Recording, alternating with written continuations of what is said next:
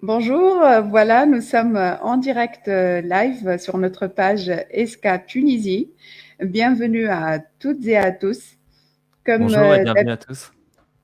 comme d'habitude, nous sommes ravis de vous accueillir à ce rendez-vous quotidien. Ramadan oblige, donc nous avons changé les horaires de notre webinaire. Ce n'est plus à 16 heures, mais c'est à 14 heures heure locale tunisienne. Je profite de cette occasion pour souhaiter un bon Ramadan à toutes les communautés musulmanes. Voilà, il y a de plus en plus de personnes qui se connectent. On va prendre quelques minutes pour vous attendre, pour que vous suiviez ce webinaire. Le sujet d'aujourd'hui est un sujet très, très intéressant et d'actualité. Je pense qu'il va intéresser beaucoup de personnes. Allez-y, connectez-vous, dites-nous bonjour.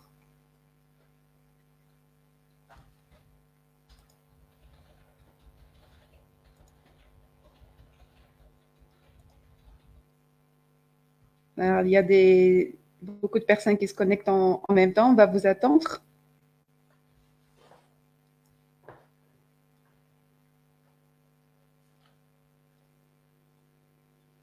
Dites-nous bonjour, faites-nous coucou.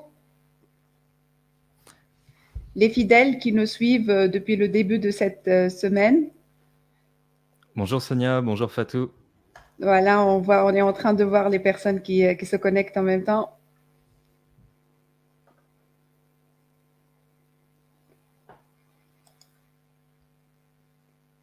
Bonjour Fatou, bonjour Sonia.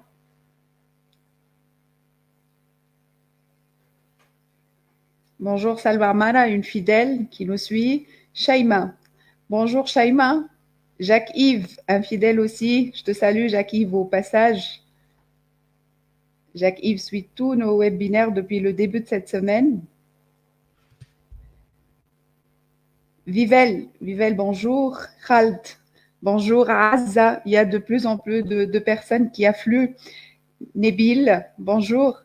Alors, comme au début de chaque webinaire, je vais prendre quelques minutes pour vous parler de notre école ESCA Tunisie. Vous avez maintenant quelques informations. J'essaye tous les jours de vous rappeler notre école, vous donner une idée générale sur notre école. Donc, nous sommes associés à ESCA France, qui figure parmi les écoles les plus prestigieuses de France. Le premier campus a ouvert ses portes en 1909. Donc, on parle d'une école qui existe un peu plus d'un siècle. Après Angers, ESCA France a ouvert plusieurs campus, plus exactement 6 campus en France, un autre campus à Budapest et un troisième campus à Shanghai. Et pour le cas de la Tunisie, notre école a ouvert ses portes en 2018. Donc, nous offrons une licence tunisienne en marketing, en management et en finance. Et aussi, nos étudiants, après 3 études en Tunisie, ils partent faire une année en France, un semestre d'études et un semestre de stage. Et à la fin de cette année, ils obtiennent le bachelor français, ce diplôme qui est triplement accrédité grâce aux accréditations internationales dont dispose ESCA France, IMBA, AAS, ISB et EKIS. Alors, l'avantage aussi d'intégrer ESCA Tunisie, c'est que nos étudiants, ils ont la possibilité d'effectuer un semestre à l'international et plus exactement à ESCA Budapest, le campus d'accueil. Ce semestre, il est effectué exclusivement en langue anglaise. Un autre avantage offert par notre école, c'est bien sûr préparer nos étudiants à l'accès au master grandes écoles en France. Pour plus d'informations, nous avons mis à votre disposition une infoline 20 39 00 39. Pour ceux qui vont appeler de l'étranger, bien sûr, il faut rajouter le plus 216. Suivez-nous aussi on est présent sur les réseaux sociaux, Facebook, Instagram, LinkedIn et Twitter. Voilà, il y a plusieurs personnes qui se sont connectées. Aujourd'hui, dans ce webinaire, je vous ai dit qu'on va parler d'un sujet d'actualité. Aujourd'hui, l'entrepreneuriat est à l'honneur, plus exactement le web entrepreneuriat. Ça tombe très très bien. Actuellement, nous sommes tous confinés chez soi et d'autant plus, et nous sommes tous connectés sur nos ordinateurs, c'est peut-être l'occasion rêvée de lancer son business en ligne, non seulement le lancer, mais le faire fructifier. Alors, pour parler de ce sujet, je suis très ravie, très honorée d'être accompagnée aujourd'hui par Franck Oubre, un entrepreneur français passionné, comme il le dit, par le marketing, la pédagogie, la musique. Il est spécialisé dans le dropshipping, l'infoprenariat, et sa société a remporté pendant 2 années consécutives, 2 années de suite, 2 médailles d'or au concours Lépine. Bienvenue à toi, Franck. Merci beaucoup, bonjour à tous et merci en tout cas pour votre accueil. Je suis très heureux du coup aujourd'hui d'intervenir dans ce live où du coup on va pouvoir échanger ensemble. Donc je pense que les questions vont se placer à la fin et je serai très heureux de répondre à l'ensemble de vos questions.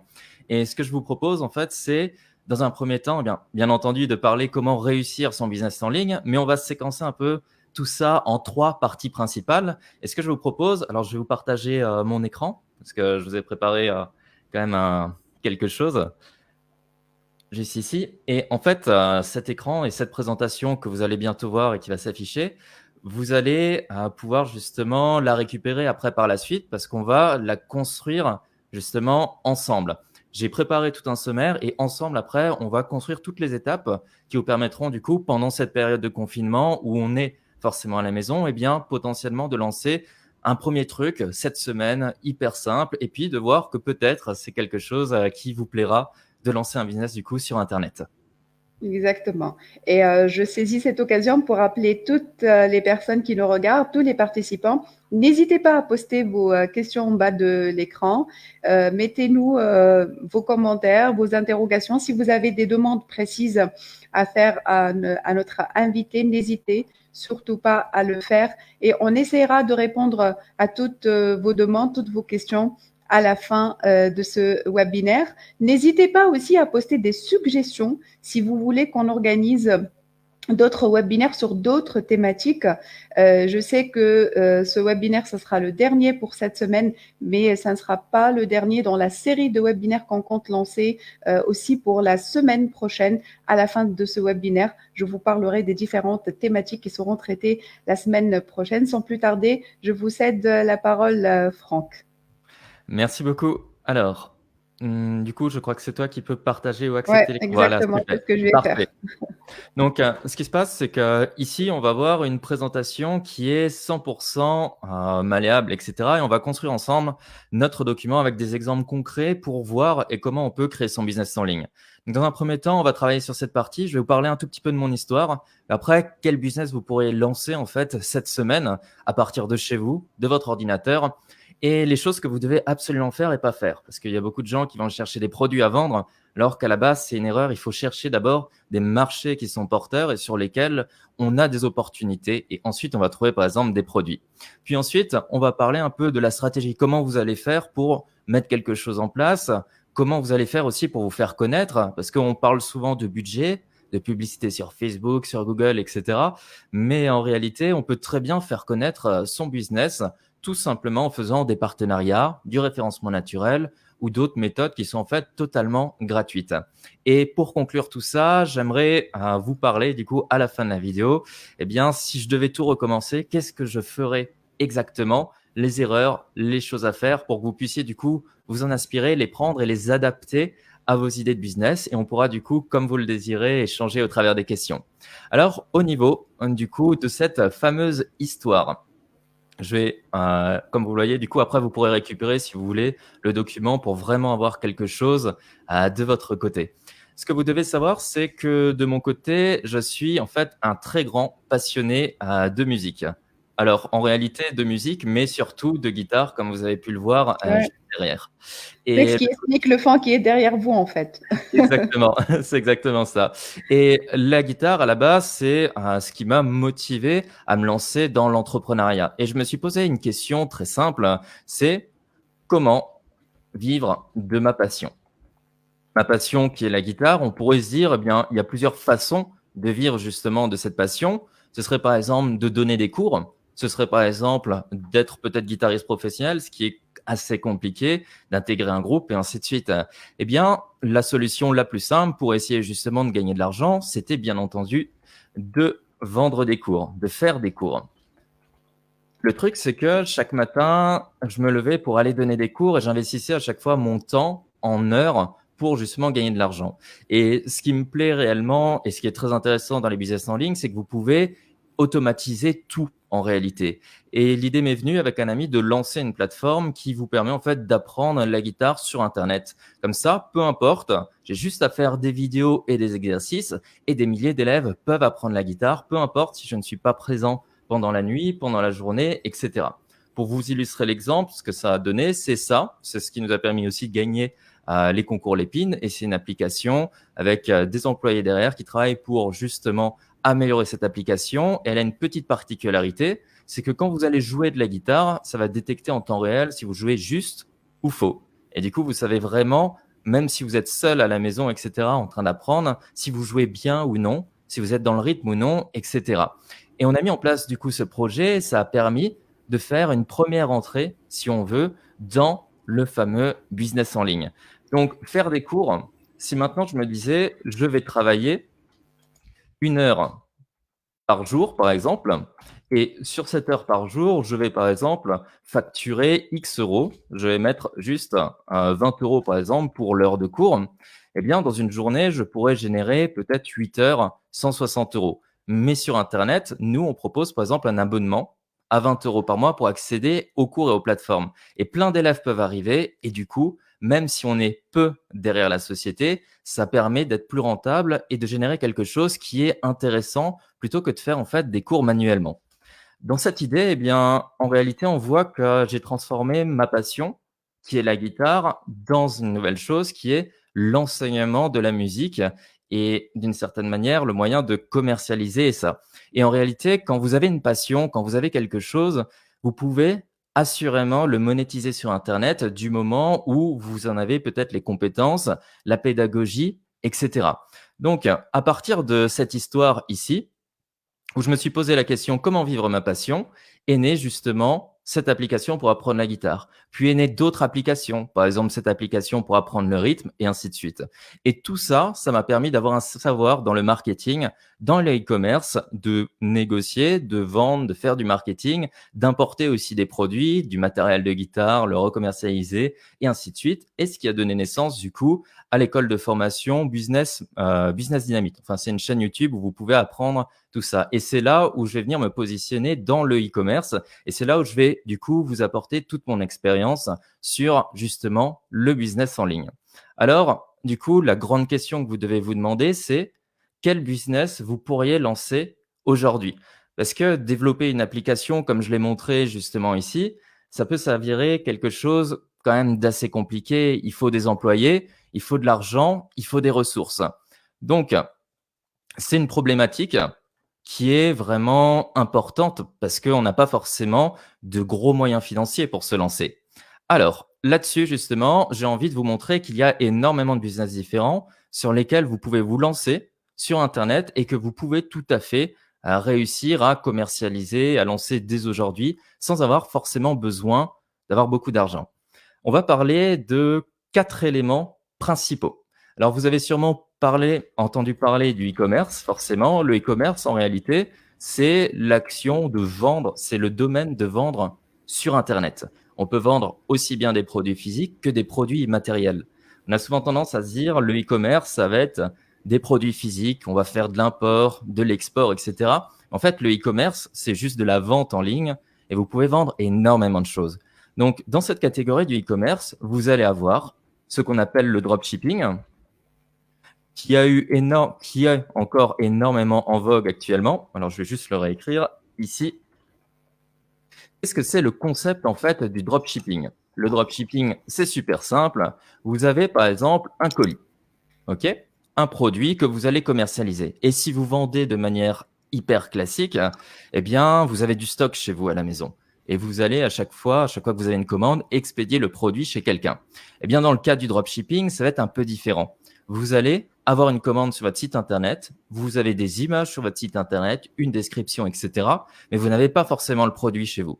Et une fois que quelqu'un commande chez vous, vous allez appeler le fournisseur ou automatiser ou envoyer un mail pour que cette personne expédie le produit ensuite chez votre client. Ce qui permet en fait de réduire les coûts et c'est pour ça que c'est quelque chose d'intéressant. Et souvent, le dropshipping a une image assez mauvaise parce qu'en réalité, beaucoup de personnes vont sourcer en Asie, en Chine avec des produits de mauvaise qualité, mais on peut très bien trouver de très bons produits et notamment travailler avec des producteurs locaux, des artisans et ainsi de suite. Donc, la première réflexion que vous pouvez vous faire là-dessus, c'est soit vous avez envie de travailler directement avec des produits que vous allez trouver sur Internet, avec des fournisseurs à l'autre bout du monde, vous en avez totalement le droit et vous pouvez faire du business avec. Mais aussi, peut-être que dans votre entourage, peut-être dans votre famille ou vos amis, vous connaissez quelqu'un, un artisan, quelqu'un qui produit de belles choses, peut-être un artiste, etc., qui serait très heureux d'avoir quelqu'un qui va réaliser un site et proposer du coup ses produits et que vous allez pouvoir commercialiser. Et quand je parle de réaliser un site, eh bien, vous n'avez pas besoin en réalité de compétences informatiques et on va le voir par la suite. Ça, c'est la partie dropshipping, du coup, qui a un avantage considérable, c'est de ne pas avoir de stock et pas de souci de frais de livraison.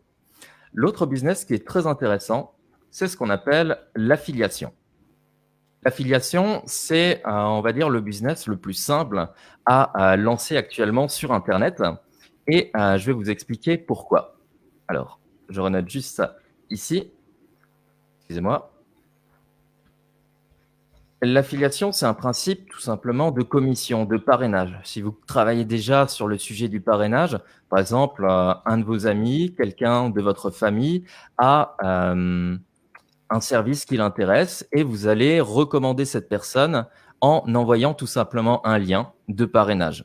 Vous allez pouvoir toucher une prime, par exemple, ou une commission. Eh bien, l'affiliation, c'est exactement la même chose, la même structure. Vous avez un service qui vous plaît sur Internet, vous en faites la promotion, et quand quelqu'un va cliquer justement sur ce lien, dont vous faites la promotion, vous allez être rétribué et obtenir du coup une commission. Et ça peut être vraiment sur n'importe quoi. Vous pouvez avoir de l'affiliation sur Amazon. Par exemple, vous avez envie d'acheter une nouvelle brosse à dents électrique. Vous allez sur Amazon et ici, si vous allez cliquer sur un lien d'affiliation, parce que quelqu'un vous a donné ce lien, eh bien cette personne-là va toucher une commission. D'ailleurs, c'est aussi une astuce pour augmenter son pouvoir d'achat d'une certaine manière, de s'inscrire des fois chez des sites marchands sur leur programme d'affiliation et commander pour son compte pour en fait avoir des commissions et du coup réduire tout simplement ses coûts. En affiliation, vous allez pouvoir vendre énormément de choses, par exemple des formations de yoga, des cours de guitare, du matériel, etc. Et les commissions vont être des fois très basses et des fois très hautes. C'est-à-dire que si vous vendez par exemple des produits sur Amazon, en affiliation, donc vous recommandez un lien d'un produit à quelqu'un et que cette personne achète, eh bien vous allez peut-être toucher 3%, 5% sur le prix de vente. Ce qui fait en fait quelque chose d'assez minime, mais c'est toujours intéressant. Mais si vous cherchez bien, il existe plein d'autres plateformes d'affiliation où vous allez pouvoir toucher par exemple 30%, 50%, même 70% de commission. Et ça se fait énormément en fait sur les sujets des produits numériques, c'est-à-dire sur les cours, sur les applications, sur les choses qui fonctionnent par abonnement. Et en réalité, c'est une des premières choses les plus simples à mettre en place, excusez-moi. Parce que dans le dropshipping, juste ici, vous allez devoir rechercher des produits, vous allez devoir créer un site. Dans l'affiliation, vous allez juste devoir placer un lien, faire un argumentaire avec une page et communiquer dessus. Et même, des fois, vous n'avez même pas besoin de créer de site, il suffit juste de partager des liens dans vos entourages, dans des groupes, sur une page Facebook, etc. Donc, ces deux principaux, l'affiliation et le dropshipping, sont donc des moyens de lancer un business assez rapidement. Il y a un autre domaine qui est très intéressant, c'est aussi ce qu'on appelle l'infoprenariat, ou basiquement, on appelle ça la vente d'informations ou de formations en ligne. Je reviens sur le sujet des cours sur Internet. Ça peut être des cours d'anglais, si vous avez envie, des cours de cuisine et ainsi de suite. On peut trouver énormément de choses sur Internet. Si je tape par exemple cours d'anglais, j'arrive directement sur cette page et on va voir ici des annonces, c'est-à-dire des personnes qui payent Google pour pouvoir apparaître sur ces premières parties. Et en dessous, on va avoir des personnes qui vont être référencées naturellement. Et ça va venir nous intéresser parce que pour apparaître ici, vous ne payez strictement rien. Pour apparaître ici, quand vous avez le format annonce, cela veut dire que vous payez quelque chose à Google. Donc, si vous avez une passion qui est vraiment très spécifique, parce que faire des cours d'anglais, etc., beaucoup de gens le font, eh bien, vous allez pouvoir vous positionner et essayer de venir de plus en plus apparaître sur les premières pages de Google, mais aussi sur d'autres moteurs de recherche. On parle aussi de Bing, on parle aussi de Yahoo, mais il y a YouTube qui est quand même la seconde plus grosse plateforme de recherche au monde et qui appartient aussi à Google. Donc, si vous avez une passion pour enseigner quelque chose qui est assez spécifique, vous pouvez tout à fait créer une communauté sur YouTube et obtenir du trafic gratuitement. On a souvent tendance à penser que les personnes qui travaillent sur YouTube, etc., sont rémunérées par la publicité, mais en réalité, ça reste quelque chose de très minime. Ce qui est intéressant, c'est quand vous créez une activité sur YouTube qui est, on va dire, nichée, donc très ciblée, très spécifique, c'est de proposer justement un produit. Et ce produit-là, vous pouvez tout à fait le concevoir vous. Vous pouvez par exemple créer alors des vidéos. J'ai pas un symbole de vidéo qui apparaît, bon, c'est dommage. Vous pouvez créer, du coup, si vous voulez, des vidéos ici et les commercialiser ou simplement faire des e-books et des PDF et les commercialiser. Ou bien même, vous pouvez tout simplement trouver un programme qui vous plaît en affiliation et le mettre sous votre chaîne YouTube et ainsi de suite. Ce qui fait qu'en réalité, vous n'avez pas forcément besoin de créer de produits quand vous vous lancez. Et ça, c'est vraiment hyper important. Et le quatrième business qu'on pourrait mettre en avant et qui est aussi intéressant, c'est être, si on veut, tout simplement une référence. Et je vais mettre entre parenthèses influenceur, etc. Là-dedans, qu'est-ce que je veux dire quand je parle justement de référence? Alors, je vais mettre par exemple, vous êtes, voilà, vous êtes quelqu'un qui fait tout simplement énormément de sport, vous êtes reconnu pour ça, peut-être que vous avez gagné des prix et ainsi de suite. Eh bien, d'autres personnes, d'autres marques qui vendent par exemple du matériel de sport ou même un programme sportif sur Internet, etc., vont pouvoir venir vous voir et vous proposer de la rémunération de plusieurs manières possibles. Par exemple, en faisant ce qu'on appelle des placements produits, en montrant des produits pour la marque et en étant rémunéré pour, ou bien tout simplement en proposant là aussi, voilà, des commissions sur des ventes.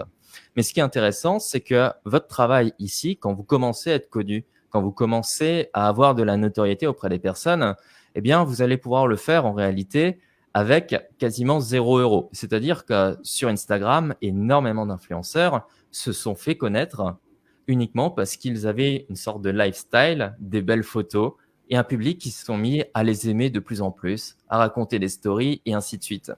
Et de cette manière, vous gagnez de l'influence, vous gagnez de la crédibilité. Et si des marques viennent vous démarcher, vous pouvez tout à fait vous rémunérer.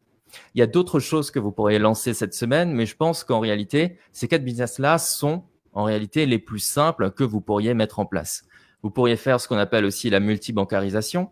Vous pourrez faire aussi d'autres business en vendant du service, du coaching, etc., ce qui est tout à fait possible. Il y a une plateforme qui est connue et qui est anglophone. Je vais vous montrer. Si maintenant vous parlez très bien l'anglais, etc., vous pouvez proposer vos services sur ce type de plateforme ici et dire, OK, moi, je suis traducteur ou traductrice dans telle ou telle langue et je vous propose mes services. Ou bien, moi, je peux faire une voix off sur une publicité, ou je peux vous faire une publicité, ou je peux vous faire un montage vidéo, etc. Vous pouvez du coup proposer vos services sur ce type de plateforme et aussi vous faire rémunérer en fonction. Il y a l'équivalent aussi dans le monde francophone qui est assez connu maintenant, qui s'appelle 5 € et vous pouvez proposer du coup là aussi des services si vous en avez envie. Par exemple, cette personne-là va proposer un logo pour 5 € ou cette personne va chercher 3 mots-clés pour votre référencement naturel ou faire de la publicité sur LinkedIn et ainsi de suite. Et ça prend une dizaine de minutes à rédiger sa page de produit, etc. Et ensuite, quelques heures de validation et on peut commencer à commercialiser, sachant que ce type de plateforme ont déjà en fait des clients. Donc voilà, vous avez déjà une petite vision sur les business qu'on pourrait lancer en réalité cette semaine. Et bien souvent, quand vous allez aller dans la partie du dropshipping, de l'affiliation ou même de l'infoprenariat, la première erreur que vous allez faire, c'est de chercher tout simplement un produit. C'est de vous dire, est-ce que ce produit que je vais commercialiser, il a du potentiel? Vous allez peut-être aller sur des plateformes comme celle-ci. Alors, je vais vous montrer. Tout est écrit en chinois, mais c'est là où on peut sourcer pour vendre des produits. C'est 1688. Et peut-être que vous allez vous dire, ah, super, cette page-là, ce produit-là m'intéresse. Il a l'air intéressant. Je vais le commercialiser auprès de personnes qui ont justement des besoins de tel et tel type de produits qui font de la cuisine. C'est possible que vous puissiez vendre ces produits-là, mais c'est aussi une erreur. Et l'erreur que vous faites en faisant ça, elle est vraiment hyper simple.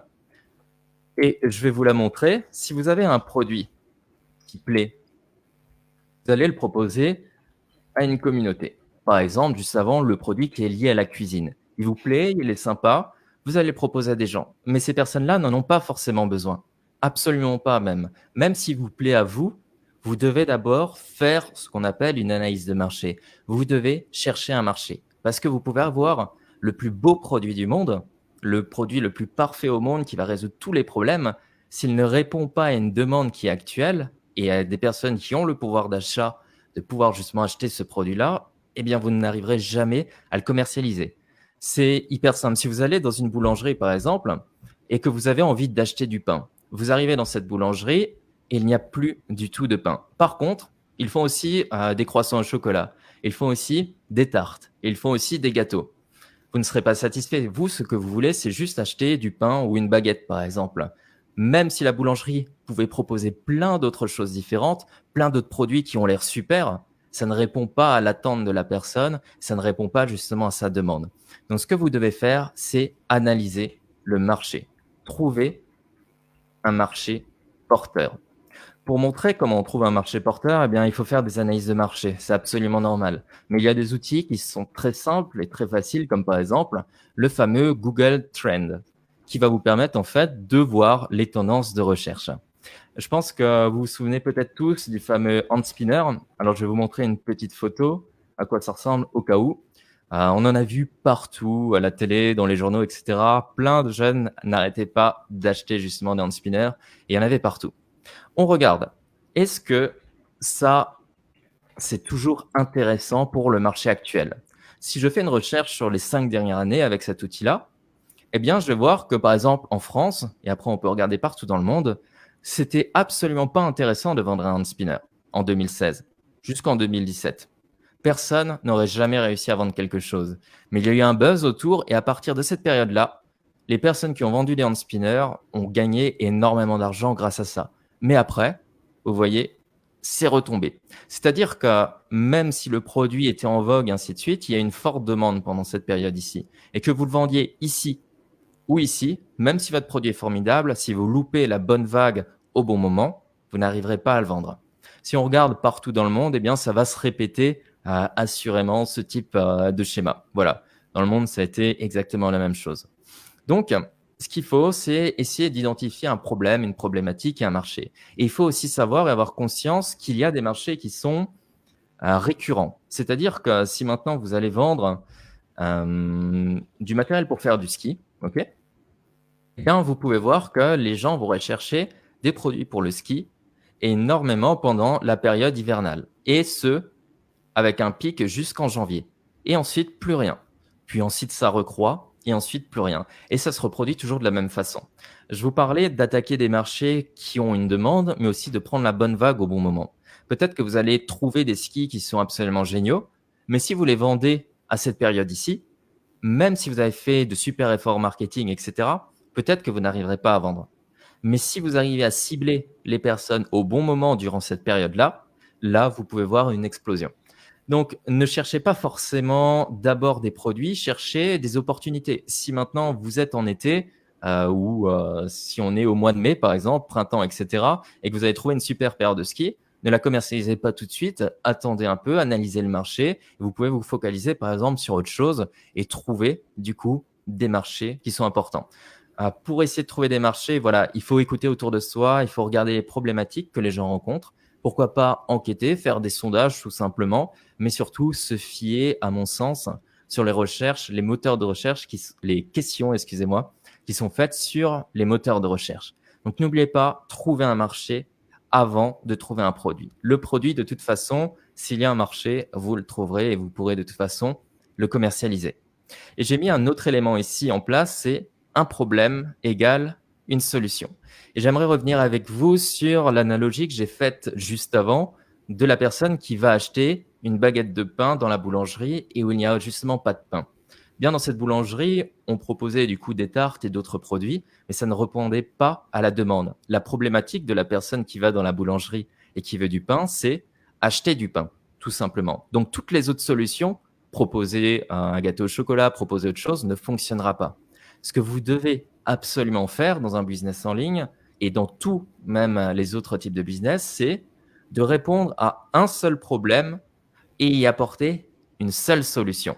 Si vous vendez une machine qui répond à un problème et qui fait aussi le café, les pizzas, qui produit de l'or ou peu importe, qui est merveilleuse, et cetera, eh bien, c'est super, c'est génial, mais quelqu'un qui a envie de résoudre son problème et de l'acheter a juste envie de payer pour qu'on résolve en fait son problème, pour qu'on lui apporte une solution et pas besoin de justement toutes les options qu'il y a forcément autour.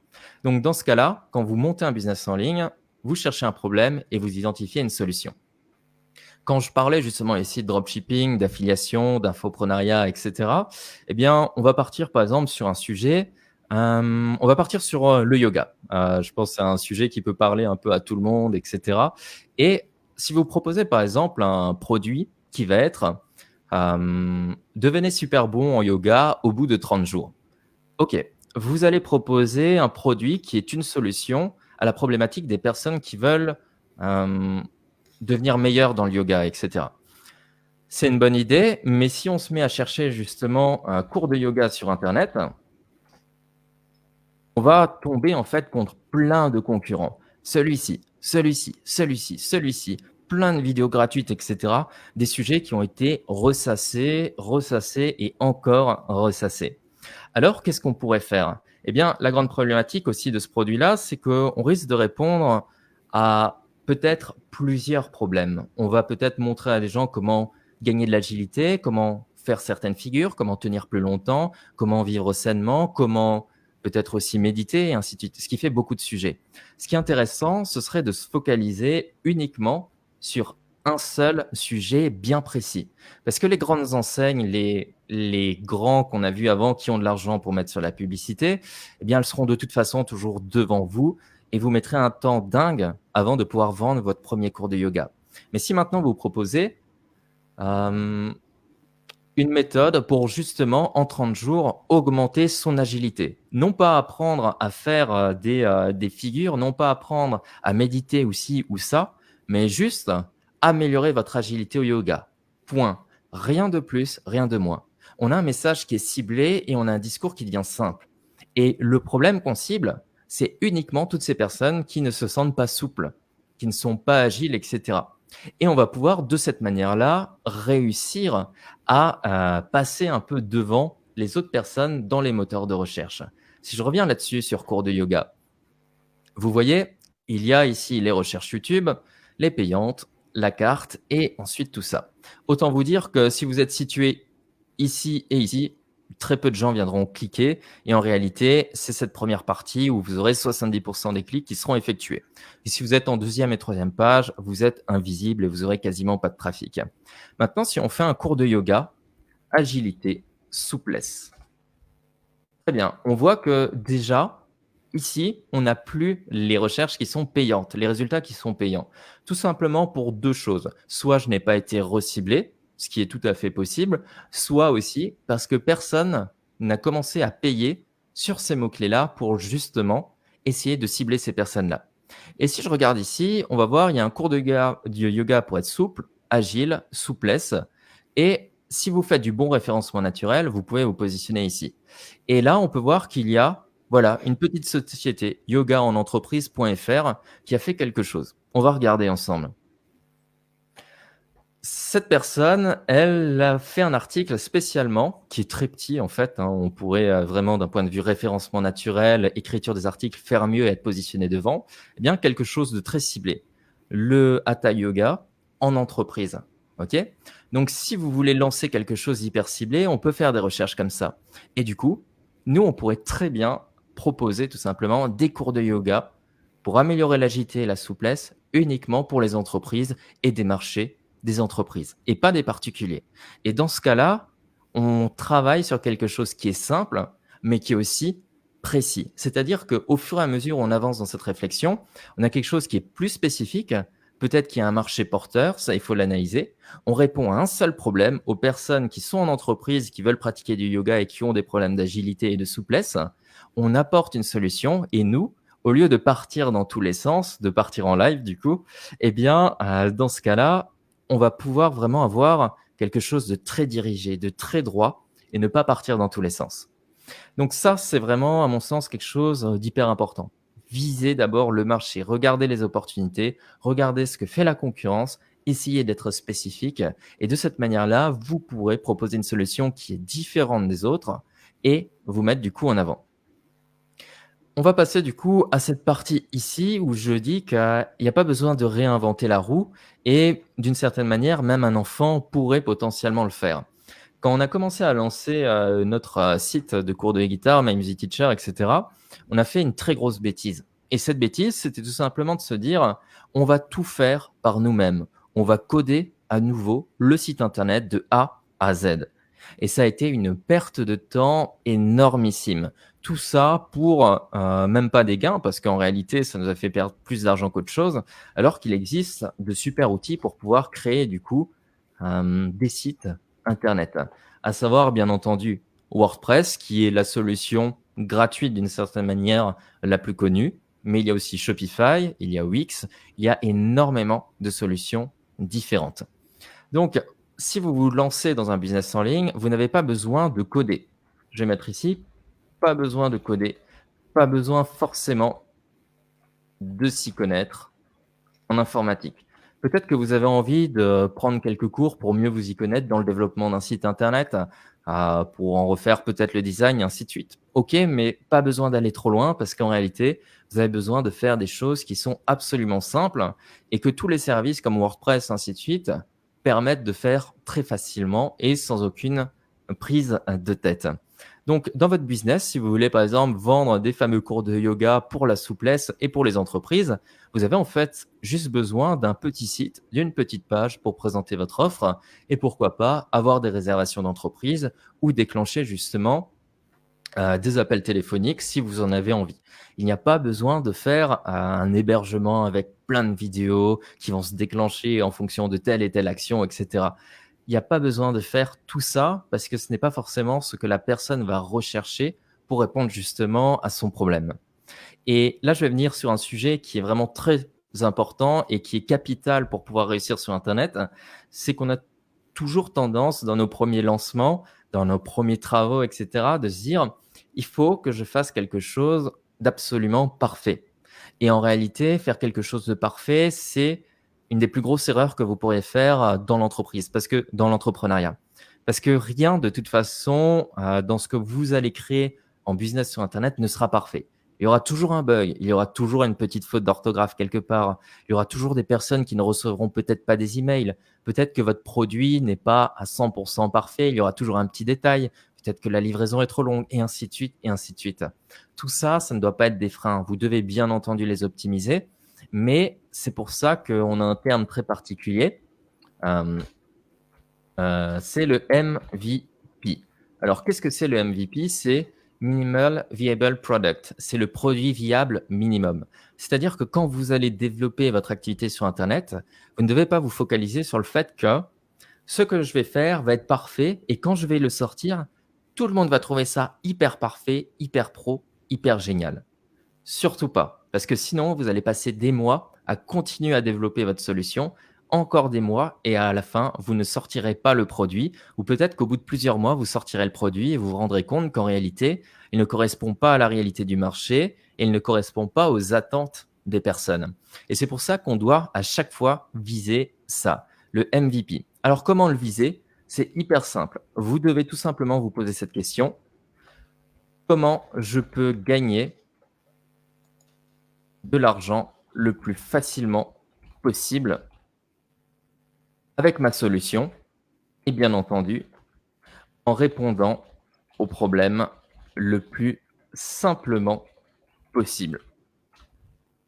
Ces questions, elles sont importantes parce que comment je peux gagner de l'argent le plus facilement possible, ça va vous permettre de créer un produit ou de trouver des produits ou de mettre en place un système de vente ou peu importe qui est du coup le plus simple possible et où vous n'allez pas faire des petites choses en plus, des petites fonctionnalités, des petits cadeaux en plus, et ainsi de suite. Vous allez droit au but et en répondant aux problèmes le plus simplement possible. De cette manière-là aussi, vous allez du coup viser à chaque fois le maximum de rentabilité tout en proposant quelque chose qui satisfait.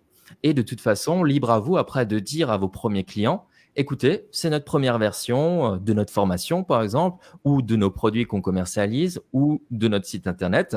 On a fait simple, dites-nous si vous aimez, oui ou non. Est-ce que vous voulez acheter, oui ou non. Et tout ça, ça va vous permettre de récupérer quelque chose qui est vraiment clé, qui est la chose la plus importante en fait dans un business, c'est de la data, de la donnée. Ça va vous permettre de savoir en fait, est-ce que ce que vous proposez a un intérêt pour quelqu'un?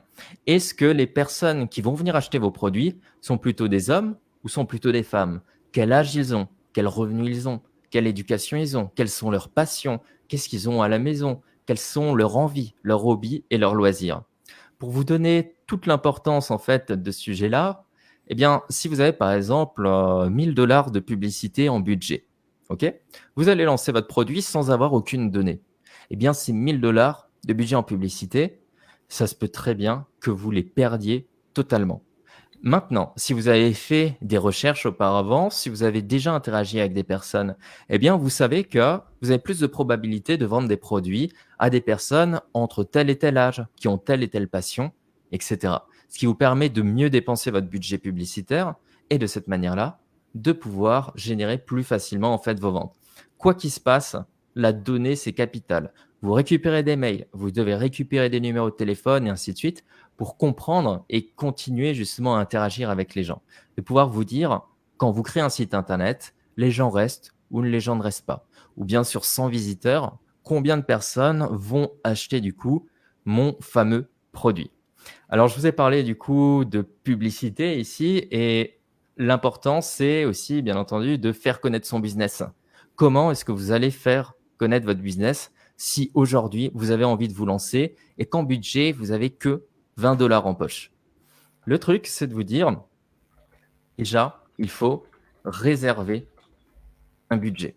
Il y a beaucoup de personnes qui vont se dire en se lançant sur Internet, je vais regarder, je vais voir comment ça va se passer. Je vais mettre par exemple 5 dollars ici, je vais payer quelqu'un 10 dollars pour faire ci, ça, etc.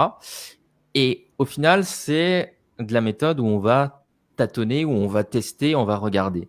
Si on fait ce genre de choses, c'est absolument compréhensible parce qu'on ne connaît pas encore forcément son marché, on ne sait pas comment on va réussir à se diffuser sur Internet. On risque aussi de ne pas avoir une vision à long terme sur son entreprise. Si maintenant vous dites, je réserve un budget de X dollars, ok, de 20 dollars par exemple, etc., cela voudra dire mentalement et psychologiquement, aujourd'hui ou pour mon projet, etc., je réserve cet argent. Je dois le dépenser dans le budget publicitaire, etc. Mais je dois faire en sorte qu'en dépensant ce budget, je sois rentable. L'approche, elle est différente. L'une, on va en tâtonnant sans faire de projection, et l'autre, on essaye de réserver quelque chose et de penser pour établir justement une réussite. C'est un peu du détail, mais c'est vraiment très important. Donc, dans cette idée d'avoir un budget publicitaire, il y a certaines personnes qui vont pouvoir faire de la publicité payante. Très bien. Et de la publicité qui est gratuite. Et nous, on va se focaliser sur la partie gratuite ici parce que le but, c'est depuis chez vous, vous essayez de vous lancer et de créer un business en ligne. La partie payante, on va aller très rapidement dessus, mais vous payez par exemple payer Facebook Ads, Instagram, Google AdWords, comme on l'a vu justement avant dans les recherches, on voyait des annonces Google, etc. Donc tout ça, c'est de la publicité payante. Dans la publicité gratuite, on va voir ce qu'on appelle le SEO, qui est appelé référencement naturel. Et ça, on l'a vu très rapidement ensemble, c'est quand on a fait cette fameuse recherche de cours de yoga. Alors, je vais chercher ici. Voilà. Là, on a des annonces, des personnes qui ont payé. Et là, on a des personnes qui ont quelque chose où ils n'ont pas payé, mais parce qu'ils ont créé du bon contenu. Google les a référencés et les a mis en première page. Et moi, personnellement, c'est le premier canal d'acquisition que j'utilise pour tous mes business parce que ça me permet d'avoir des personnes qui vont aller sur mon site internet et qui vont, par la même occasion, me permettre de comprendre qui ils sont et après de pouvoir, au potentiel, les recibler sur Facebook ou avec de la publicité payante et ainsi de suite. Donc, il y a cette partie-là. On va revenir dessus juste après. Et il y a aussi les partenariats. Vous n'imaginez pas le potentiel en fait des partenariats, de prendre son téléphone ou d'écrire un mail à un autre site internet pour leur proposer tout simplement vos services, ce que vous faites, vos produits, etc. Il y a beaucoup de personnes qui sur internet ont des blogs, qui ont de l'influence mais qui ne savent pas monétiser ça. Sur Instagram, il y a énormément de personnes qui ont peut-être 10 000 personnes qui les suivent, 20 000, 30 000, même 100 000 peut-être. Mais ces personnes-là ne sont pas des marketeurs. Elles ne savent pas forcément monétiser et créer un business en ligne. Vous, si vous allez voir, par exemple, vous vendez des guitares, ok. Moi, je vais aller voir tout simplement des influenceurs de guitare, des personnes qui donnent des cours de guitare, qui ont une communauté. Et je vais leur proposer, écoutez, moi, je peux commercialiser tel et tel type d'instrument, je peux commercialiser tel et tel type de solution d'apprentissage. Sur chacune des ventes, je te propose un partenariat d'affiliation. Et la personne va faire la publicité et toucher directement des commissions. Et là, en réalité, on n'a pas payé cet influenceur. On a mis 0 €. Mais sur chacune des ventes qu'elle va faire, elle va toucher une commission.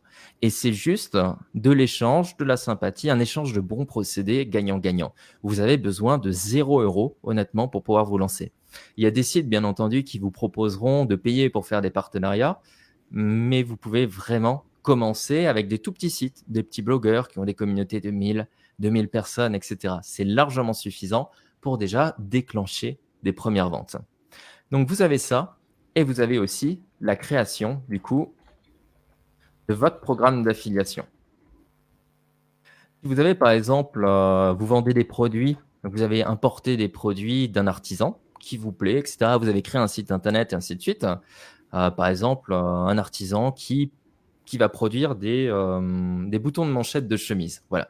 Vous vous spécialisez là-dedans et vous allez du coup proposer un programme d'affiliation. Vous avez créé le site, l'artisan produit justement les boutons de manchette et vous allez aller voir d'autres sites internet et leur dire, écoutez, vous mettez une bannière de notre site internet chez vous et sur chacune des ventes, on vous rémunère avec un programme d'affiliation. Et tout ça, tout ce que je vous dis en fait, en mise en place, c'est hyper simple. Parce que quand vous allez créer un site internet, vous allez avoir ce qu'on appelle des plugins, des extensions que vous allez pouvoir installer en 2 clics où vous êtes guidé pas à pas pour pouvoir tout simplement mettre en place un programme d'affiliation et ainsi de suite.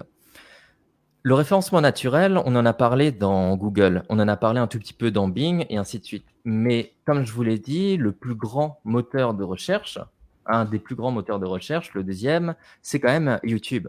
Si vous cherchez yoga ici, vous aurez du mal du coup à vous positionner. Comme on l'a vu avant, je vous ai dit, vous allez vous battre avec des très grosses vidéos, 2,4 millions de vues, avec des personnes qui ont des publicités et ainsi de suite. Mais si on fait quelque chose de plus spécifique, par exemple, comme j'ai dit, yoga, agilité, souplesse. Là, on va tomber sur des vidéos à 705 000 vues, 180 000 vues, 424 000, 12 000 vues. Ah, très bien. On est en quelle position? 6e position, etc. Eh bien, cette personne, avec un tout petit site, avec une toute petite vidéo en réalité qui a été positionnée et placée il y a 2 ans, avec une toute petite chaîne, eh bien, elle vous montre qu'il y a une certaine opportunité. Il y a 2 opportunités. Soit vous, dans votre business, dans vos idées, dans vos passions, vous allez créer une chaîne YouTube qui va répondre justement à des recherches qui sont bien plus précises, bien plus longues traînes comme on les appelle, et vous allez gagner de l'argent en vendant justement vos produits, en mettant un lien ici, etc. Ou bien, vous avez créé une boutique avec des produits de yoga, eh bien, vous allez tout simplement démarcher ces personnes-là. Parce que si on regarde ici, on va voir que cette personne, elle essaye de monétiser. Elle essaye de vendre apparemment des cours en ligne sur son site ici. On va regarder un peu ensemble et vous allez pouvoir vous en inspirer. Vous voyez, elle a sa chaîne, 11 000 personnes, 12 000 vues. Elle a sûrement d'autres vidéos. Tout ça, ça lui permet d'avoir des personnes qui vont cliquer ici sur son lien. Son lien va renvoyer vers son site de cours en ligne. Et ici, on a une partie, un site qui n'a pas l'air assez optimisé, mais qui permettra peut-être, apparemment, de gagner des adresses mail. Super. Donc, dans ce cas, vous, ce que vous pouvez faire, c'est d'aller voir justement cette personne et lui dire, on va d'abord regarder sa boutique, excusez-moi. Voilà, elle vend que 3 trucs différents, etc. Vous pouvez aller la voir et lui dire, écoutez, Nous, on a une marque de produit. On peut vous proposer. Alors, il y a sûrement peut-être d'autres produits. Excusez-moi, il y en a d'autres. Voilà. Peut-être que le site pour moi, il n'est absolument pas optimisé. C'est un truc très, très, très basique. C'est fait à partir de Shopify ici. Mais vous pouvez lui proposer, écoutez, votre boutique, est-ce que vous vendez quelque chose? Est-ce que ça vous prend du temps? Quel est votre chiffre d'affaires actuel, la rentabilité, et ainsi de suite? Ok, peut-être que vous n'arrivez pas à vendre, mais moi j'ai une autre boutique et je vous promets de vous rétribuer X% sur chacune des ventes, et ainsi de suite. Ou peut-être que vous vendez des cours en ligne. Ce que vous devez faire du coup, c'est essayer de chercher ces personnes-là et les faire travailler avec vous. Et quand on regarde du coup notre sujet ici, toute la partie gratuite ici, en fait, elle travaille en cohésion. C'est-à-dire que le référencement naturel permet aussi de monter des partenariats, qui permettent aussi de faire de l'affiliation, qui permettent aussi de faire ci et ça. Ce que vous devez faire, c'est juste trouver un angle d'attaque. Et c'est pour ça qu'on va enchaîner sur les toutes dernières parties ici, c'est quel angle d'attaque vous devez mettre en place, qu'est-ce que vous pourriez faire. Je vais prendre un mot totalement, alors pas aléatoire peut-être, mais si j'ai envie maintenant d'enseigner l'harmonica. Alors, je vais chercher harmonica sur Internet. Super. Donc, c'est un petit instrument de musique que tout le monde connaît, je pense, assurément, qui fascine un peu les guitaristes, qui fascine un peu beaucoup de musiciens. Et quand je cherche justement harmonica ici, je vais trouver des annonces sponsorisées, je vais trouver des leçons d'harmonica. Et qu'est-ce qu'on voit ici? Eh bien, il n'y a pas beaucoup de cours d'harmonica. On voit des personnes qui vont vendre des produits. Est-ce qu'il y a une opportunité ici? Je cherche cours. Je vois quelqu'un qui vend. D'ailleurs, ça, c'est un de mes concurrents ici.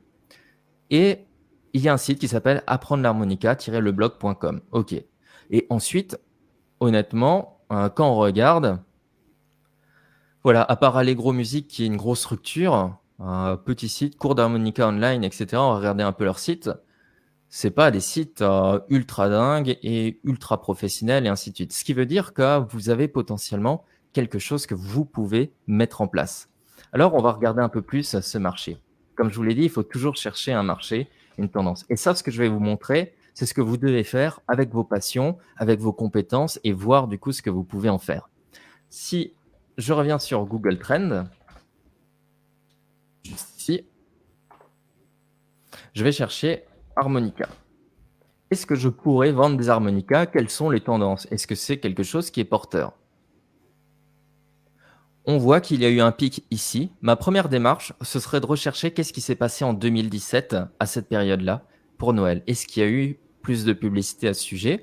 Mais quoi qu'il se passe, c'est un marché qui reste peu, mais qui reste stable. On peut sûrement se positionner. Je regarderai qu'est-ce qui s'est passé ici et j'essaierai de m'inspirer des personnes qui ont créé justement ce petit pic, ce petit buzz. Ensuite, je chercherai cours d'harmonica et d'autres mots-clés. Apprendre harmonica, par exemple, et ainsi de suite. Je vais supprimer cette tendance ici. Et là, on voit qu'il y a toujours des recherches, quoi qu'il se passe. C'est pas forcément les meilleures recherches du monde, mais en tout cas, on pourrait créer un business là-dessus. En réalité, qu'est-ce que vous pourriez faire? Eh bien, il vous suffirait juste pour lancer votre business de créer tout simplement soit des vidéos sur YouTube et une formation que vous allez commercialiser, soit de chercher des cours d'harmonica tout simplement que vous allez vendre en affiliation. Vous serez du coup une sorte d'apporteur d'affaires. On va aller sur un outil qui est très intéressant pour avoir plus de données et savoir si on pourrait créer un site internet dès aujourd'hui et pouvoir espérer être référencé. Je vais chercher harmonica ici. Cet outil-là, il va nous permettre, alors je vais juste me connecter, il va nous permettre de trouver en fait les quantités de recherche de mots-clés par rapport aux mots que je vais rentrer et tous les mots-clés en connexion et surtout les opportunités où je peux me positionner. Donc, je reviens sur ma partie ici, je cherche le mot harmonica et on voit que bon, il y a quand même un bon volume de recherche. Ok, il y a quand même 14 800 recherches du mot-clé harmonica ici sur un mois. Ok, je me déplace ici et vous voyez, il y a énormément de mots-clés sur la gauche ici. Je vais faire voir toutes les idées de mots-clés. Super. Alors, je vais vous montrer juste comment lire la partie de droite qui est la partie la plus intéressante. Ici, on a le volume de recherche mensuel. On a les mots-clés qui sont recherchés sur Internet. Et ici, on a l'indice de concurrence. L'indice de concurrence pour pouvoir être positionné gratuitement sur Google. Qu'est-ce que je vais faire? Eh bien, plus c'est élevé, sur un total de 100, plus ça va être dur de pouvoir apparaître sur Google. Si je fais un article sur le mot-clé harmonica, je vais avoir du mal à me positionner. Par contre, si je travaille sur le mot-clé harmonica Johnny, qui a quand même 480 recherches, ça a l'air très simple de pouvoir se positionner. Harmonica YouTube, comme on l'a vu ici, ou YouTube harmonica, donc ça me permet de cumuler les deux. Je peux aussi me positionner. Harmonica, tablature, et ainsi de suite. Et je vais chercher en fait tous ces mots-clés. Harmonica dessin, harmonica note, et ainsi de suite. Et on voit qu'il y a du coup des opportunités où d'autres personnes ne sont pas positionnées. Eh bien, ma première recherche, ma première démarche pour monter mon business en ligne ici, ce serait du coup, OK, j'ai vu une opportunité de marché, je peux me lancer. Je vais chercher ensuite un produit. Je vais voir si je peux vendre des produits en dropshipping ou bien par exemple des cours d'harmonica. Peut-être que je ne vais pas les tourner moi-même et ainsi de suite. La troisième démarche, c'est, voilà, j'ai trouvé que le mot-clé harmonica, YouTube Blues, celui-là sont des opportunités. Donc, je vais pouvoir me positionner sur Google et YouTube. Donc, je créerai tout simplement un site sur WordPress en créant à chaque fois un article sur ce sujet-là. Sur ce sujet-là, celui-ci, etc. En travaillant bien mon référencement naturel. Et je créerai aussi une chaîne YouTube dédiée à ce sujet-là avec des vidéos qui, dans le titre, auraient exactement ces mots-clés-là. De cette manière-là, je pourrais en fait avoir mon premier client grâce justement au trafic que je vais obtenir. Et en ayant constitué ce site, eh bien, j'aurai quelque chose de cohérent. J'aurai des personnes qui seront venues sur mon site. Et je pourrais du coup, comme je vous l'ai montré auparavant, récupérer des données. Et de cette manière-là, je pourrais du coup commencer à travailler avec ces premières personnes, clients, et faire ma preuve de business. Une chose que j'aimerais aussi vous dire, c'est qu'on a bien souvent tendance à aller chercher à chaque fois de nouveaux clients, mais c'est beaucoup plus facile de vendre à des personnes qui sont déjà contentes de vos services et qui ont déjà acheté. Donc voilà dans l'ensemble comment vous pourriez procéder. Il y a énormément de voies différentes en fait, comme on a pu le voir ici. Il y a juste des règles super simples à respecter. Et je pense qu'il est important du coup que là-dessus je vous dise aussi, quand on se lance dans le business sur Internet, on voit qu'il y a plein d'opportunités. En faisant par exemple cette recherche ici, on se dit ok, l'harmonica, je pourrais le faire. Je serais tenté de mettre plein d'autres instruments ici, mettre de la flûte de Pan, du bouzouki, etc., etc., et voir s'il y a des opportunités et me lancer sur plein de sites. Ce que vous devez absolument faire, c'est rester focus sur une seule chose et travailler là-dessus tant que vous voyez qu'il y a une opportunité, quelque chose à faire pour pouvoir générer vos ventes et rendre un business rentable. Et c'est seulement après ça que vous pourrez vous dire, je vais travailler sur autre chose, parce qu'on a souvent tendance à se disperser. Moi, personnellement, si je devais tout recommencer de tous les business que j'ai fait, que j'ai monté, et j'en ai énormément dans la musique, dans le dropshipping, le e-commerce, l'affiliation, l'infoprenariat. En fait, j'aime beaucoup tester plein de choses différentes pour avoir une vision un peu globale de tout ça. Mais à chaque fois, je me dis, je me focalise sur une seule chose et après, je mets de côté, je délègue et je passe à un autre business. Je me focalise toujours, c'est hyper important. Si je devais tout recommencer, eh bien, je ferais exactement ce que je vous ai montré ici. Je créerai un produit le plus rapidement possible. C'est-à-dire que si je veux vendre une formation de guitare, eh bien, je tournerai dès aujourd'hui 4 heures de formation de guitare, je monterai les vidéos, je créerai ma page de vente dès le lendemain et le surlendemain, je serai déjà en train de chercher des partenaires et leur proposer de faire des partenariats. Sur un business sur Internet, en réalité, vous pouvez vraiment vous lancer au bout d'une semaine, 2 jours, 3 jours. Au début, ça va vous prendre du temps parce que vous allez devoir maîtriser tous les différents outils. Et c'est vrai qu'il y en a un grand paquet des différents outils. Là, je vous en ai montré quelques-uns que j'utilise, qui sont des versions gratuites en fait. C'est pour ça que je vous les ai montrés. Mais il y en a d'autres que j'utilise et d'autres en fonction des cas. Tout ça, bien entendu, il faut le maîtriser. Mais voilà, je me focaliserai juste sur une seule chose et je ferai une offre qui répond à un problème. Donc, une solution qui répond à un problème. Je m'embêterai pas à faire quelque chose qui est parfait. Je répondrai juste au problème. Et s'il y a des choses qui ne sont pas parfaites, mes clients, mes visiteurs me le diront. Et j'améliorerai tout simplement en fonction. Pas besoin d'inventer la meilleure solution du monde. Il faut inventer la solution ou proposer surtout la solution dont les gens ont besoin. Et bien entendu, comme je l'ai dit ici, voilà, oser passer à l'action. Je sais que bien souvent sur Internet, quand on voit des formateurs, je suis aussi formateur, etc., on se dit, ah, ils ont peut-être un secret, ils ont peut-être quelque chose de caché qu'ils ne disent pas pour réussir à vendre sur Internet.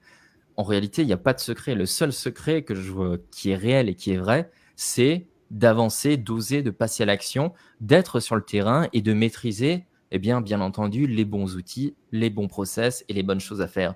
Mais il n'y a pas de baguette magique, il n'y a pas de méthode miracle qui vont vous permettre dès le lendemain de gagner énormément d'argent. Il y a quelque chose qui s'est toujours vérifié depuis des milliers d'années, c'est de respecter son client, c'est de proposer justement quelque chose d'hyper simple pour eux, qu'ils le comprennent, et c'est d'analyser et de comprendre justement les données, ses clients. Et tout ça, c'est possible uniquement, voilà, si vous passez à l'action. Voilà du coup, pour, tout ce que je pouvais vous dire à ce sujet. C'est très vaste, vraiment très vaste, mais vous avez maintenant, j'espère, une vision claire en fait d'un business en ligne, de différents business que vous pourriez lancer, et il y en a des centaines. Il suffit juste d'imaginer, de se balader sur les mots-clés, de rechercher, comme je vous l'ai dit, des marchés et après d'avancer, d'analyser. Si vous voulez, trouver des produits en affiliation, vous cherchez juste, produits affiliation sur Google et vous trouverez sur plein de plateformes. Par exemple, si vous voulez vendre des guitares, vous tapez affiliation guitare. Si vous voulez vendre des téléphones, vous tapez affiliation téléphone. Ou bien si vous voulez faire du dropshipping, bien vous marquez fournisseur dropshipping téléphone et vous trouvez quelque chose. Ou bien si vous voulez une formation pour, par exemple, apprendre à jouer de l'harmonica, vous cherchez cours d'harmonica, vous contactez la personne pour savoir si vous pouvez vendre ses cours en affiliation et ainsi de suite. C'est juste une question de recherche en réalité et cette étape-là, elle est en fait très rapide du moment où vous avez trouvé voilà, un marché. Ensuite, c'est juste du travail, de la persévérance et le plus important, je pense aussi, c'est que vous puissiez faire votre propre preuve, comme je vous l'ai dit, de faire un MVP, quelque chose de simple pour que dans les prochains jours, vous puissiez du coup générer une vente et vous dire « Ah oui, c'est possible. Ok, pourquoi ça a fonctionné? Qu'est-ce que je dois mettre en place et comment du coup je vais l'optimiser ?» Merci beaucoup, Franck. C'était très, très instructif. Je Merci. pense que vous avez éclairé plus d'une personne à travers les conseils et les différentes astuces que vous nous avez données. Euh, et en plus, on a beaucoup d'interactions avec les participants. Il y a Senda qui a voulu rebondir sur l'affiliation. On a parlé tout à l'heure de l'affiliation. Donc, Oui. et on vous pose la question suivante. Je ne suis pas informaticienne, mais affiliation veut dire accord avec le site ou le vendeur particulier? Alors, affiliation, c'est plus un domaine ou une méthode, si vous voulez, où très très basiquement, il y a un site qui propose un service et ce service-là, vous avez envie d'en faire la promotion. Quand vous faites la promotion de ce service-là, le site va vous donner un lien et quand vous proposez du coup ce lien à d'autres personnes et qu'elles achètent, le site va savoir que c'est vous qui a apporté une affaire, qui a apporté un visiteur. Et du coup, le site-là va dire, OK, vous m'avez apporté un visiteur, je vous cède X%, par exemple 20%, 5%, 30% de la vente. Et au bout d'un moment, généralement 30 jours, vous êtes payé suite à cette vente. Et ça fonctionne toujours voilà, avec ce fameux lien. Et ce lien-là, quand vous cliquez, en fait, ça met ce qu'on appelle un cookie, donc une donnée dans votre navigateur qui dit tout simplement que c'est vous qui avez recommandé cette personne. Donc chaque affilié ont leur propre lien à chaque fois. D'accord. Alors, une autre question que j'ai envie de vous poser, Franck. Donc, tout à l'heure, on a parlé de Oui. rentabilité financière. Ma question est, en combien de temps un business en ligne, il devient rentable, il commence à générer de l'argent? Alors, c'est une question qui est vaste en fonction de la stratégie. Si par exemple, maintenant, dans 3 jours, vous allez voir un partenaire qui est vraiment Mm. très efficace et vous ne payez strictement rien et vous lui proposez un partenariat d'affiliation, celui-ci Mhm. fait de la publicité, il a 100 000 adresses mail, il envoie 100 000 mails d'un coup, dès le lendemain, vous pouvez générer beaucoup d'argent. Mais ça, il faut oser aller voir le partenaire, il faut avoir la force de les marcher, etc. Dans les faits et en réalité, etc., ce n'est pas ce que les gens feront dans un premier temps. Tout simplement Mhm. parce que on a toujours un peu de l'appréhension au début, ce qui est totalement compréhensible. Et c'est bien aussi de commencer petit à petit.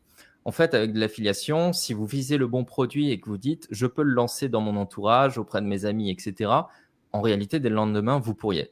Mais force est de constater que on prend toujours son temps sur ce genre de choses, on vérifie, on compare, etc. Donc, une bonne norme, je pense, c'est un bon mois pour pouvoir tout simplement, dans un premier temps, quand on se lance, de se dire, OK, j'ai sélectionné ce que je veux, j'ai plus ou moins compris comment tel et tel outil fonctionne, je vais mettre en place, j'avance progressivement, et cetera. Donc je pense que laisser 4 semaines, un bon mois, c'est une bonne norme pour pouvoir se dire: «À partir de là, j'ai commencé à déjà générer un tout petit peu d'argent». L'argent. Alors une autre question, tout à l'heure on a parlé de référencement, naturel et vous avez dit que pour, que le référencement soit réussi, il faut créer un bon contenu. Est-ce que vous avez des conseils à nous donner sur qu'est-ce qu'un bon contenu ou plutôt quelles sont les erreurs à éviter pour justement, pour que le contenu soit bon? Bien sûr. Alors, je vais, prendre un exemple. Sur un de mes sites internet, comme ça, c'est peut-être plus parlant. Alors, si vous cherchez, par exemple, cours de ukulélé, j'ai aussi un site, où je vends des cours de ukulélé et cetera. Eh bien, vous regardez ici, les vidéos YouTube, je n'y suis pas, mais je suis en tout cas sur cette position-là et je Mmh. suis aussi sur cette position-là. Si je clique sur ce lien ici, je vais me retrouver du coup avec, alors des articles et cetera. Mais, si je cherche, alors c'est pas le bon exemple parce que j'aurais voulu tomber sur un article. Je vais mettre accordage ukulélé. Alors, je vais y arriver, voilà. Je vais arriver sur ce type d'article ici. Vous voyez, il y a un sommaire, il y a des notes, il y a du texte, il y a des images, il y a des liens. Et encore, il y a pas beaucoup d'images et là, en fait, je pourrais très bien l'améliorer cet article, en mettant tout simplement des images, un cours d'accordage et cetera.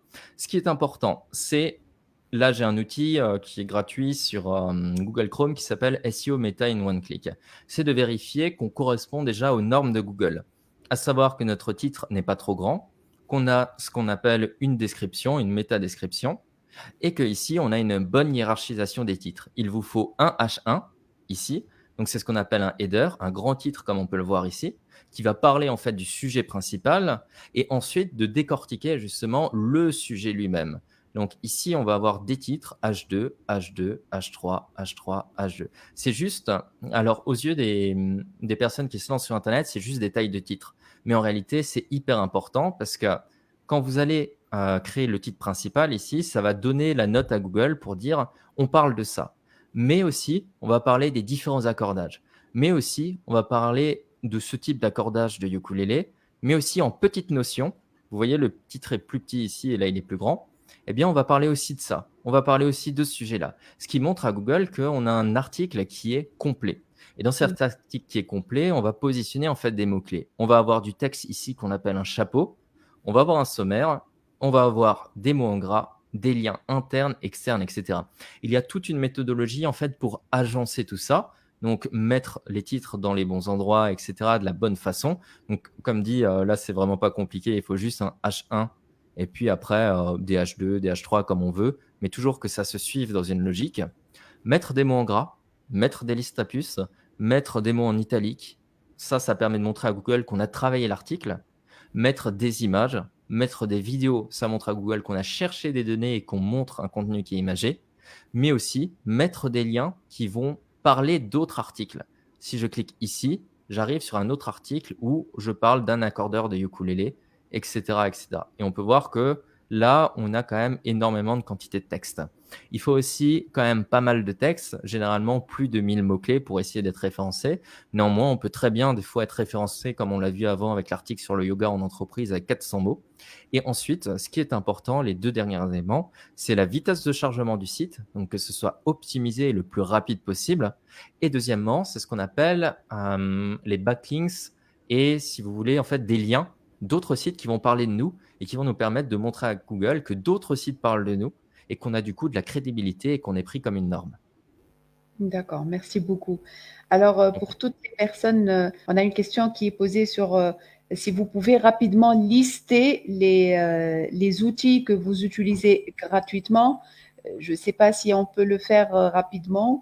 Bien sûr. Sinon, il y a tous les participants, ils peuvent retrouver la vidéo live qui sera enregistrée sur notre page et je pense qu'ils auront accès aux documents qu'on vient de préparer ensemble.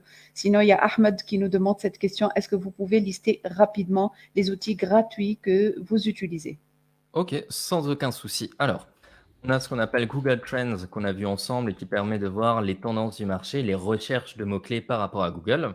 Donc, c'est ce que j'ai utilisé pour voir les périodicités de marché. Ça, c'est gratuit et hyper important. On a Mhm. ensuite Ubersuggest. Ici, c'est le fameux site qui m'a permis en fait de voir des opportunités de mots-clés. Celui-ci. Mhm. Donc, il n'y a pas de S en fait à la fin ici. Il y a aussi un autre site qui est très intéressant à ce niveau-là, c'est keywordtool.io. Alors, il y a une version payante, mais la version gratuite est très suffisante. Par exemple, si vous allez sur YouTube ici et que vous allez chercher de nouveau yoga, je vais rester sur cet exemple parce qu'il est quand même, on va dire, assez parlant. Ça va me permettre de voir les mots-clés qui sont cherchés soit sur Google, soit sur YouTube, soit sur Bing, soit sur Amazon, etc. Donc là, je vais avoir des listes de mots-clés et ça va pouvoir m'inspirer sur les sujets. Contrairement à Ubersuggest, eh bien, il faudrait payer ici pour voir les données, mais ça permet toujours d'avoir des idées. Si je tape maintenant guitare ici, je vais vous montrer parce qu'il y a un endroit qui est très spécifique et intéressant. Je clique Mhm. sur questions et je peux retrouver les questions des personnes. Qu'est-ce qu'elles se posent sur Internet? Par exemple, avec quoi nettoyer sa guitare? Comment dessiner une guitare? Comment accorder une guitare sans accordeur? Eh bien moi, si j'avais une vidéo YouTube à faire et un article de blog ou sur mon site, eh bien je le ferais directement une vidéo là-dessus et un article de blog. Comment accorder une guitare sans accordeur pour répondre à cette problématique et pouvoir du coup être référencé. Donc ça, ce sont les principaux, alors je vais le marquer ici, keywordtool.io que j'utilise gratuitement. Franchement, il n'y a pas besoin de payer celle-ci. Ubersuggest, c'est très bien. Il faut juste faire attention des fois au volume des données qui sont montrées. Elles ne sont pas exactes. Et Google Trends pour avoir tout simplement les tendances de marché. Ça suffit déjà pour pouvoir vraiment avoir une idée des opportunités, comment vous pouvez vous positionner, quels sont les mots et les recherches que font les personnes sur Internet. Ensuite, il y a un outil qui est hyper important. Je vais vous montrer ici. Alors, je vais vous le montrer en quelques secondes. Voilà, c'est un Facebook Audience Insight. Ça va vous permettre de découvrir tout simplement des caractéristiques par rapport à des sujets donnés. Par exemple, si vous cherchez l'intérêt, alors je vais chercher guitare ici, ok? Eh Mhm. bien, je sais que par rapport à Facebook, au niveau de la guitare et aux États-Unis, ça intéresse 59% des hommes, majoritairement 25-34, 21% des femmes, 25-34, etc. Donc si je devais faire une publicité, peut-être qui est intéressante à ce niveau-là, je viserais directement ces personnes-là. Ça me permettra de ne pas dépenser forcément mon budget publicitaire sur des personnes qui ne sont peut-être pas forcément hyper intéressées. Ensuite, on a des autres données sur, par exemple, les situations amoureuses, niveau d'enseignement, les audiences, enfin les domaines dans lesquels ils sont intéressés, mais aussi les pages que ces personnes aiment. Et du coup, je pourrais me dire, OK, je sais que aux États-Unis, les personnes qui aiment la guitare aiment bien, par exemple, OK, c'est pas très chouette les premières choses qui sont mises ici, mais ces pages-là, etc. Peut-être que ça peut me donner des idées et peut-être que je pourrais du coup créer des partenariats. Donc ça, Mhm. c'est Facebook Insight. D'accord. Voilà. Et sinon, pour créer un site internet, le plus simple possible et le moins cher, mais vous devrez de toute façon à chaque fois dépenser de l'argent pour un site, c'est assurément WordPress à mon sens. Même pour du e-commerce, on arrive à 5-10 $ par mois pour un site qui est bien hébergé et qui est performant. Enfin, performant pour un lancement, bien entendu. Alors, justement, on va terminer par une dernière question. On a parlé de Facebook et de sites web. On a une question qui nous vient de Jacques-Yves qui nous demande: conseillez-vous à un débutant qui a ciblé un marché et possède un produit de créer du contenu sur une page Facebook ou alors de créer un site web? Alors ça va dépendre surtout, alors comme on le dit toujours, par rapport à un marché, il faut déjà voir si, les personnes que vous ciblez sont sur tel et tel réseau social, sur Facebook ou est-ce qu'elles font des recherches sur Google? On a tendance souvent à croire que tout le monde est sur Facebook alors que pas forcément et peut-être Mhm. que la cible, elle est sur d'autres réseaux sociaux, sur Instagram, sur TikTok, sur Pinterest et ainsi de suite. Néanmoins, s'il y a un choix à faire honnêtement entre les 2, c'est pour ma part, directement de travailler avec, le site web pour avoir un bon référencement. Personnellement, c'est ce que je fais. J'ai des pages Facebook qui sont beaucoup moins actives par rapport à ce que je fais sur mes sites internet. Néanmoins, il est bon aussi, je pense, de continuer à gérer les 2. C'est-à-dire de créer du contenu sur son site web qui va permettre d'être référencé et d'avoir du trafic et juste simplement sur la page Facebook, quand vous créez un article sur votre site internet, vous le partagez sur Facebook. Sur Facebook, les pages ont de moins en moins de visibilité parce que forcément, tout le monde se bat un peu dans la partie publicitaire en mettant du budget, et cetera. Donc les pages qui ne mettent pas du budget et ainsi de suite, elles ont, OK, des personnes qui vont venir liker la page, elles ont un petit public, mais vous n'allez pas réussir à les toucher à chaque fois. Alors qu'avec un site internet, vous allez pouvoir obtenir du nouveau trafic et en même temps l'exploiter pour la page Facebook. Voilà, Jacques-Yves, j'espère qu'on a répondu à ta question. Bon, on arrive à la fin de ce webinaire. Franck, au nom de toute l'équipe ESCA, je tiens à vous renouveler nos remerciements. Merci de tous ces conseils, de toutes ces astuces.